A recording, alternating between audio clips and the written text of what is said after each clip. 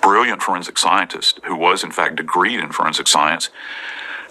He took a liking to me, and we became fast friends. I started attending autopsies at the hospital on my own. So can you imagine going to a morgue and going to autopsies in your off hours? I had no social life whatsoever. I was going to school, working, and then I would go to autopsies. And I would sit in there, and I would remain in a clean state, and the forensic pathologist that was working in there would give me their clipboard, and I would become their scribe. And finally, I kept coming back. It was like the bad penny that kept showing up. And so I volunteered one day to just start helping them clean. And to clean in a morgue is something that most people cannot identify with because it's bloody. I mean, it's very bloody. And if you've got a decomposed body, you've got maggot husk, you've got live maggots that are on the floor, bone dust, all these other things.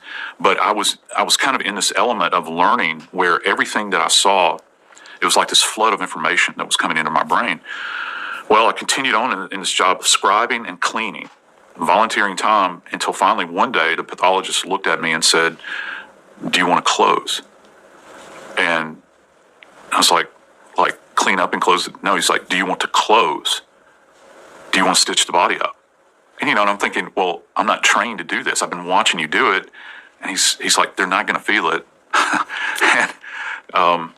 And so they taught me how to do what's called a baseball stitch, essentially. And you use this kind of S-shaped needle with kite string, of all things, very robust kite string, and you loop it around. And I began to stitch up bodies after this, placing the organs back in the body. They go into a bag. You place them into the body cavity, sewing up the body, and closing the head after the brain has been removed, and then cleaning the body and placing the body back in the cooler.